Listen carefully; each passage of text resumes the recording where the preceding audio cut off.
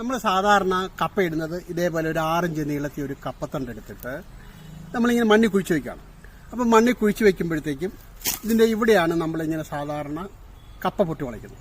എന്നാൽ ഇനി നിങ്ങൾ കപ്പ ഇടുമ്പോൾ ശ്രദ്ധിക്കുക, ഒരു തണ്ടെടുത്തിട്ട് ഇങ്ങനെ ഇത്രയും ഭാഗം ചേന്തി കളഞ്ഞിട്ട് ഒരു തടമൊക്കെ എടുത്ത്, അതായത് മണ്ണൊക്കെ കൂട്ടിയിട്ട് നമ്മൾ എല്ലുപൊടി മറ്റു വേപ്പിൻ പിണ്ണാക്ക് കാര്യങ്ങളെല്ലാം ഇട്ടിട്ട് വളങ്ങളെല്ലാം ഇട്ടിട്ട് നമ്മളിങ്ങനെ വെക്കുക.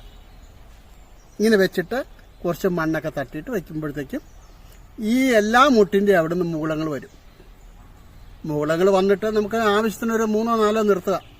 കാരണം ഇതിനകത്ത് നമുക്ക് സാധാരണ ഉണ്ടാകുന്ന കപ്പക്കിഴങ്ങിൻ്റെ ഒരു 4 ഇരട്ടി കപ്പക്കിഴങ്ങ് നമുക്കുണ്ടാകും. അപ്പോൾ നമുക്ക് തണ്ടുകൾ കൂടുതൽ വേണം, നന്നായിട്ട് വളം ചെയ്യണം, വെള്ളം ഒഴിക്കണം.